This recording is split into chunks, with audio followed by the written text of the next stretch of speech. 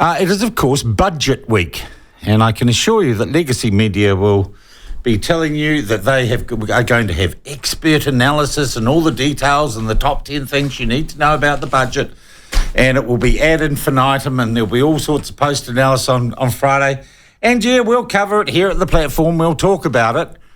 But I hate to say it, it is just the budget. It used to be in days gone by that people would fill up their cars with gas, buy lots of flagon beer and cigarettes because they were just waiting to see if taxes or excise taxes were going up.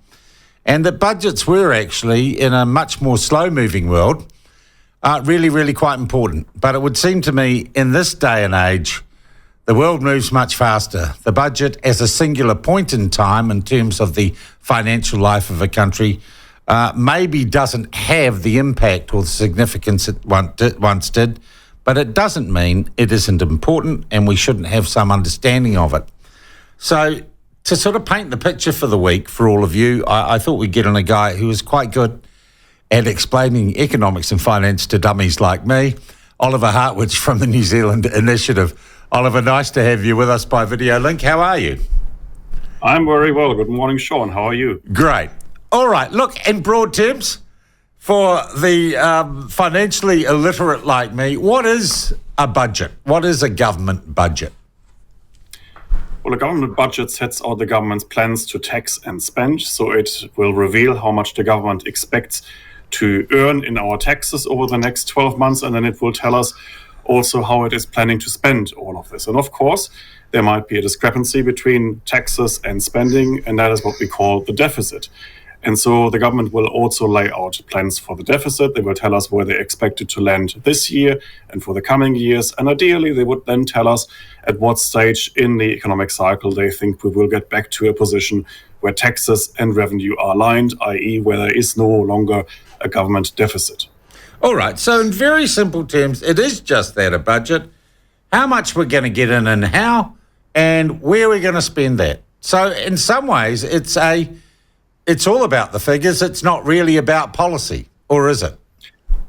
Well, it is about policy, obviously, because whatever you do policy-wise has an impact on the figures. So if you, as a government, are really ambitious and you want to do all sorts of new projects, of course, that means that your spending will go up. You are likely or more likely to incur a budget deficit. So the spending and tax figures are, of course, connected to the figures, the financial figures.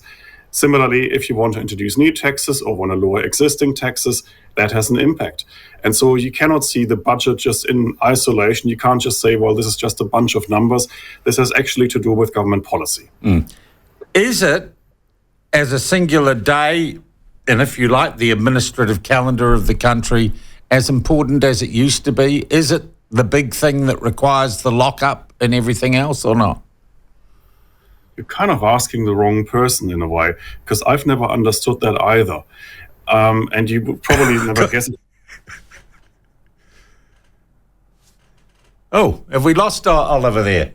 We might just have to ring him back. Can we ring him back and just see what's here? Yeah, he'll have to rejoin.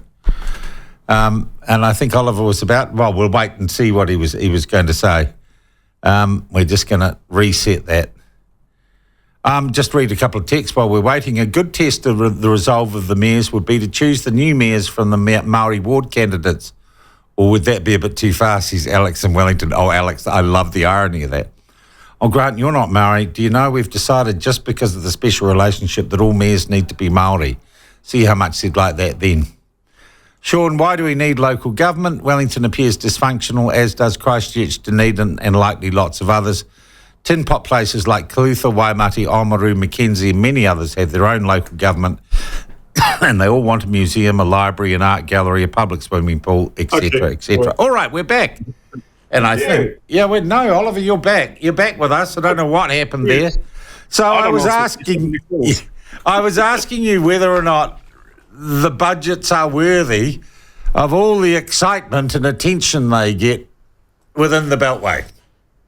Yes, and I was just about to answer that you're asking the wrong person, because I come from a country that does it a bit differently. I come from Germany. In Germany, the whole budget is negotiated over months in select committees. So when it actually comes to delivering the budget to the whole of Parliament, there are no longer any surprises there. So everybody knows where it's going. Whereas in New Zealand and, of course, in Britain as well, the whole thing is dumped in a day. Nobody is supposed to know anything before, and then the whole thing is a big surprise, and everybody gets really excited. I've never quite understood why we're doing it that way, because I always thought it might be better to actually discuss the whole thing in detail, take it through a complete select committee process, also to iron out any things that might not actually add up properly. And in that way, Parliament could also play a better role in oversight, because in the end, I mean, we used to say that passing a budget is Parliament's big right, the kind of royal right of Parliament to determine how much the government is allowed to spend. But if you're introducing it in that kind of way, actually puts the government in the driver's seat, and Parliament can basically only just nod an approval, and that's it. All right. What then, Oliver, do we know about this? And I'd say that actually they aren't all that secret anymore. The broad thrust of budgets, and sometimes things get announced and announced before the budget, during the budget and after the budget. Do we have a pretty clear indication of what direction, general direction, this government is heading in this budget? I think we do, because, I mean, for months they've been telling us that they are intent on delivering some kind of tax relief. They have given us an indication also during the election campaign that this is about $15 billion worth of tax relief. So there will be something in the budget to that amount. Where we are not entirely sure yet is actually at what stage the government believes they will get us back to a budget surplus. Some commentators believe this might actually happen in 2027 or 28, even though it will be probably wafer thin at that time.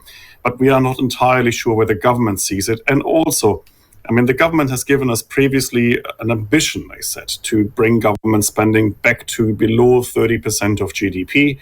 Just as a reminder, it was closer to about 29 in the so-called well-being budget that Grant Robertson delivered in 2019.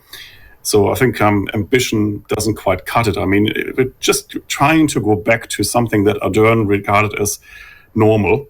But actually, we haven't got a clear date for that either. So they said they want to bring this down, bring government spending down, but we haven't got an idea when.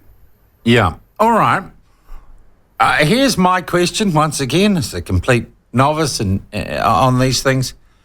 If you're trying to balance a budget, why are you giving out tax cuts when you haven't done that yet? Yeah, that's a very good question. And I'm asking myself the same. So I think it is, of course, if you're trying to give out tax cuts, then to balance the books, because obviously for every cut that you're giving out, you're making the job harder for yourself. Now, the government is then telling us, well, they're looking at alternative revenue measures, which I think is government speak for actually finding some other taxes that they want to increase just to balance the books. But still, it is harder, of course, and it's obviously harder trying to balance the budget when you're cutting some taxes. I mean, that's just in the logic of the game. And it will be interesting to see how the government is going about achieving that. I mean, what you could do is, of course, you could cut government spending massively. And if you did that, you might find enough money to actually pay out in tax cuts. But we haven't really seen the plans for that yet either. I mean, they've basically told the government departments to cut their spending between 6.5% and 7.5%, but that really gets them back to where they were about half a year ago, because government spending and departmental spending increased so much under the previous administration. So, actually delivering these tax cuts that they promised will make their own jobs a lot harder. Okay.